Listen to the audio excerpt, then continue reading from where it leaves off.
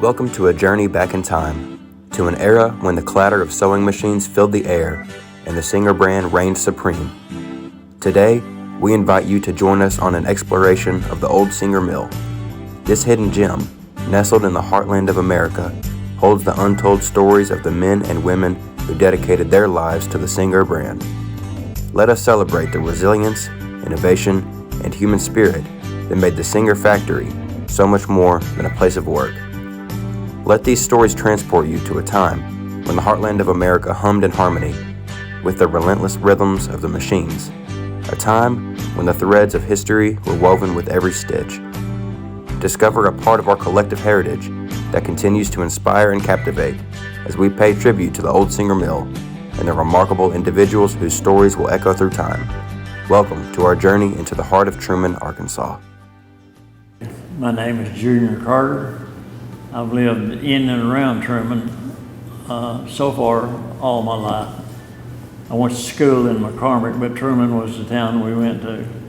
I'm Patsy Carter. I'm married to Junior. We've been married, it'll be 63 years this year. And I graduated in 1960 and went straight to work here at the plant. 63 years. Well, there's a guy asked me about the longevity of our marriage, and I said, it's real simple. Don't get divorced. Helen Christine Ballard, but I go by Cricket. I went to work at the Singer back in 66. Worked till it shut down, and I think it was 81 or 82. And I've lived around Truman all my life, and I worked there as a touch-up hand, and I worked in different departments. I just can't remember them all. My name is Norma Evans. I lived in Truman after Bill and I married, and we married in 1959. And 1962, I went to work at the Singer Company. My name is Rick Toddy. I was born and raised here in Truman and very proud of it. I went to work at Singer in 1974. At age 18, at $1.93 an hour. I worked until 1979. At that time, I left the company and I was making $3.50 an hour, which was pretty good money back then. I came out of high school and went straight to work here at the Singer plant. Starting wages was $1 an hour, but I got $1 and a nickel because I was a high school grad. I hired in at $1 and a nickel an hour, which was approximately $40 a week, but it wasn't that much after withholdings was taken out. And then later on, I got transferred to the straight line because I was trying to get off of that lifting and tugging, but I still had to lift and tug and push and pull on the straight line. We'd run over 150 sewing machine cabinets an hour down that line, and I would put on hardware. I did everything on the line at some time or the other. And then we had Leon Massey as a plant manager, and then later on Max Smallwood. And they were all good to us, and we all enjoyed their company when they come out through the plant and talked to us. We had dinners all the time, and our department on the straight line, if we decided we wanted to have beans and cornbread and onions, our boss was all for it. So we did that about every other week. We'd have a couple of us or three would bring different types of chimes of beans or pots of soup or whatever we wanted to have, and the rest of them would bring drinks, and our boss would go across the street to Sterling to get what we didn't have. When I first started, I was working like putting the legs on the side of the cabinets, sewing machines, and then I worked as a sander one time, and then I was a touch-up hand, and we repaired the places that got scratched up and all that. And Merle Mangrum was my boss when the Singer shut down at the last, and we worked out there by the where the train would come in. We was working in an apartment close to it. I went to work in the assembly plant for 3 days. Then they transferred me out of there into quality control because I could not operate any electrical equipment, including screwdrivers. So I started in quality control. Stayed in quality control until I worked a couple of years, and my boss came to me one day and he said, we're fixing to move you. I said, okay, where? He said, into management. You're going to follow a supervisor or foreman for 2 months before we turn you loose. Well, I worked 2 weeks with him and he had TB, so he had to quit. So I was turned loose, 19 years old, supervising 55 employees over the entire plant, some of them in their 60s. And I could just imagine some of them saying, oh, you know, I guess little pipsqueak come here and tell me what to do. But I guess I did a good job. I wound up managing the department. I started out working for Bill Evans in the model shop. What we did there is our engineers would design new furniture, the cabinets, different styles, whatever the trend was going, we would try to go along with that. And they made the cabinets and furniture. We did the finishing on those, put the color coats on them. Then the furniture was sent to the trade shows, which would be in Chicago, New York, Atlanta, and our salesmen would try to sell the new items that we had designed and stuff. And of course, they were successful. That's what kept the plant going, kept everybody working. I've worked there for Bill for several years, and kind of a funny story. We came in one morning getting ready to go to work, and somebody had called in a bomb threat. I didn't even know what a bomb threat was at that time. So almost everybody, they got out of the plant, but Bill Evans and I had to, in our department, had to go around and search in the cabinets and look very carefully and see if anything was out of order, which it turned out, of course, to be a false bomb threat. But that was kind of an odd thing for that day. While I worked for Bill and we did the samples, there'd be times that we had to work long hours. We'd gone in before and worked all day and all night to get the samples done, to get them to the trade show. Used to have people ask, why in the world would you work day and night? Well, it was to keep them in a job. After a couple of years, the economy slowed down, and I was transferred to the leg line. On the leg line, of course, for the Singer sewing machine cabinets, all the legs would come down the line there. And it would look up the line and you'd see them coming. They were about 6 inches apart. I was in the finishing department. As they would come around the corner and everything, in my spray booth, I had to spray. I was doing this all day, up and down, up and down. It didn't take me too long till I got pretty tired of that, and I wanted more of a challenge. Aaron Foshee, an older man, was in the spray booth next to him, had been there like 20 years or 30 years. He couldn't understand why I wanted a different job. He said, we come in, we punch our card, we work all day, the bosses leaves us alone, we know what we're doing, and we get paid on Fridays. And I said, man, I got to have something else. I can't keep doing this. So went to management, let them know that I was unhappy. They moved in production control, which I was in production control for a while and enjoyed that challenge. And then I got an opportunity to go to work at Jonesboro. A man named Roy Lamb hired me, and I went to work during the Joe Crozier administration. He was plant manager at that time, and he made everybody shake in their shoes when he walked through the plant. And we would be warned to not look up, keep working when he was coming through. He was plant manager. I just know that we always had fun. You know, we made working fun because of our friends and good times. And like I said, we were all going on eating. You know, we'd eat anytime everybody wanted to eat, we would eat. And us ladies would do all the fixing, but everybody ate. I went to work there right out of high school. In fact, the day that I was hired, I didn't even have my Social Security card. And I had to go to Jonesboro. That was one of the first trips I made to Jonesboro by myself, driving. And got my Social Security card and came back and went to work. And I worked probably 2 years.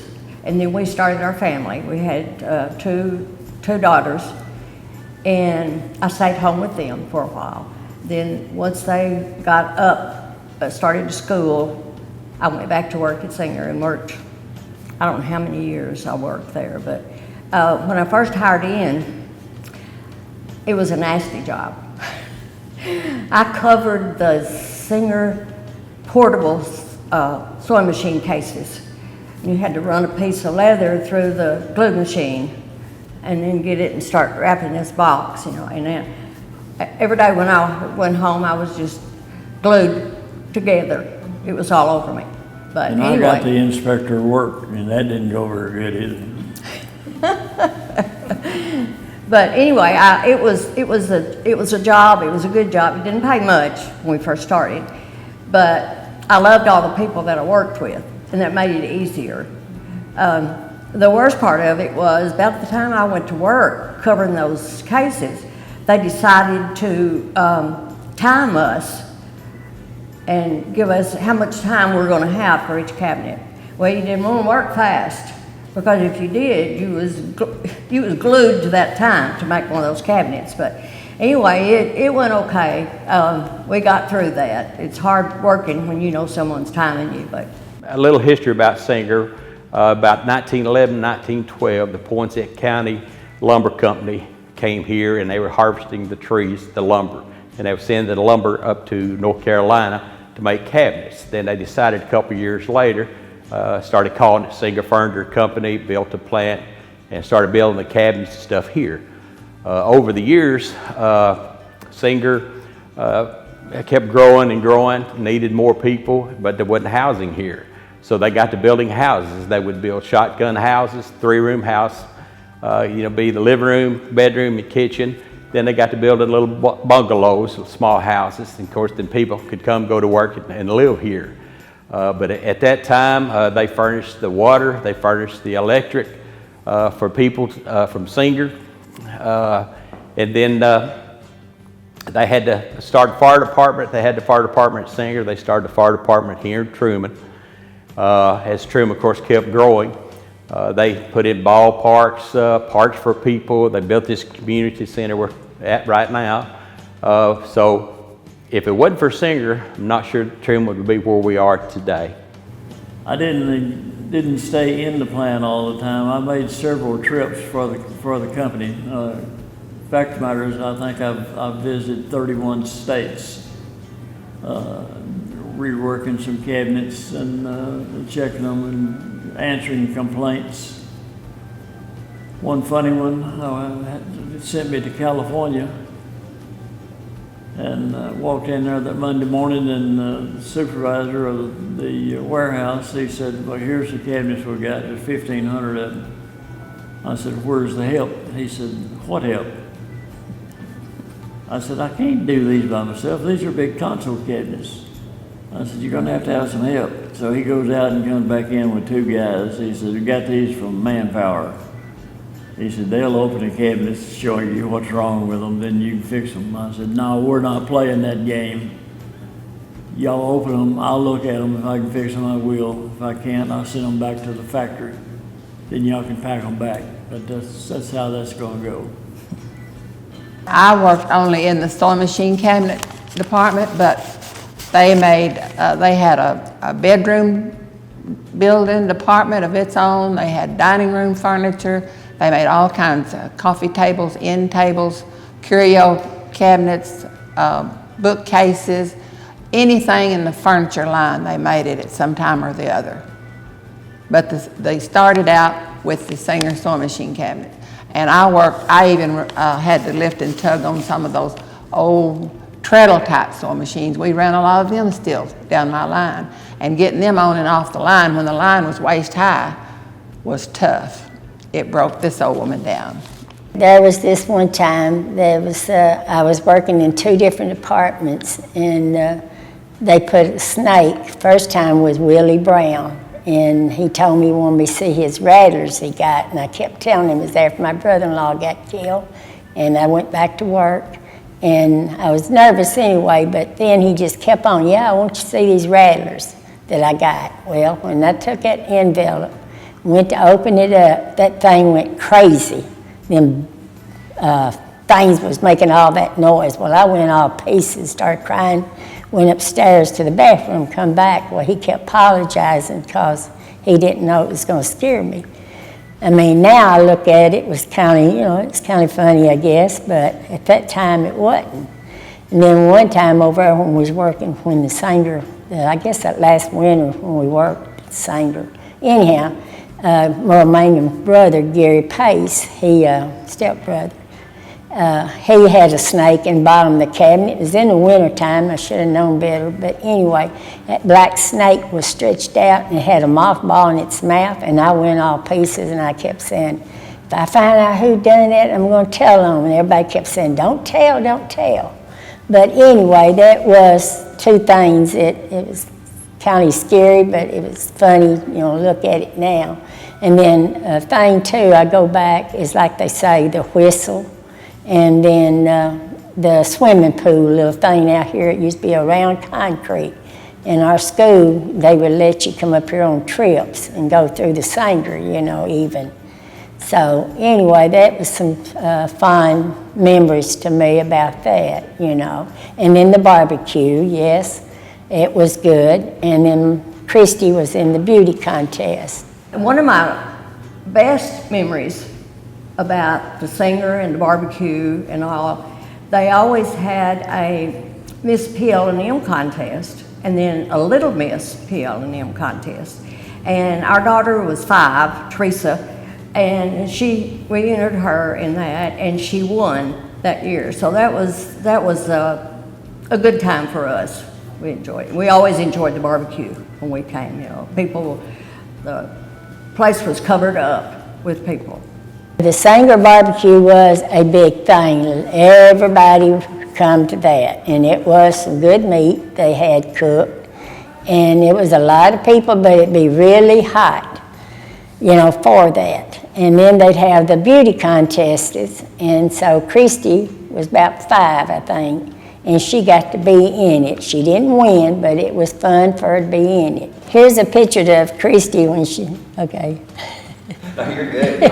Okay, when she was about 5 years old, she was in the beauty contest, and it was so hot. I mean, it was a lot of kids and a lot of people. You imagine out here in the where they played the ball and everything at, and her little dress got all wrinkled up after, you know, she was in it. But anyway, it was fun just to have her to know it was in the barbecue contest. A singer had a whistle that they would blow that you could hear for miles and miles around Truman. And a lot of people that didn't even work for Singer went by that whistle. They knew what time it was when it blew. It would blow at 10 minutes to 7, then it would blow at 5 minutes to 7. Of course, when it blew at 7, you're expected to be at your workstation going to work immediately. I had a brother-in-law that lived about 6 houses down from the Singer gate. My sister and him worked there also. My sister would get up and get ready like most of us would and get to work with plenty of time. He would wait till the 10-minute whistle would blow, jump out of bed, just grab pants and throw on and a shirt, wouldn't comb his hair, and run for Singer as hard as he could to try to get there before the 7 o'clock whistle would blow. It would wake you up. Yes. Blew at 5:30 in the morning. It blew at 10 minutes till 7. It blew at 7 o'clock. It blew again at 12 o'clock. 10 minutes till 1 o'clock, 4 o'clock. That was the best one, the 4 o'clock whistle. And then it was a mad rush, you know, people just scrambling to get out, so. I worked for, my supervisors consisted of Pete Ragsdale, I hired in with him, and I worked for Vernon Blassingame. I worked for Ezra McLaughlin and Maurice Kelly, and my later supervisor was Carl Ray White, and he was the best thing ever. He just did anything we wanted to do, and we wanted to do it and have fun. He was all for it. We enjoyed it. Made work fun. The total facility under roof was 1,200,000 square feet. And I guess I've stepped on every bit of it at one time because my job was roving. I had 51 people scattered over the whole plant. So I couldn't stop in one spot, but I tried to check on them at least 1 hour.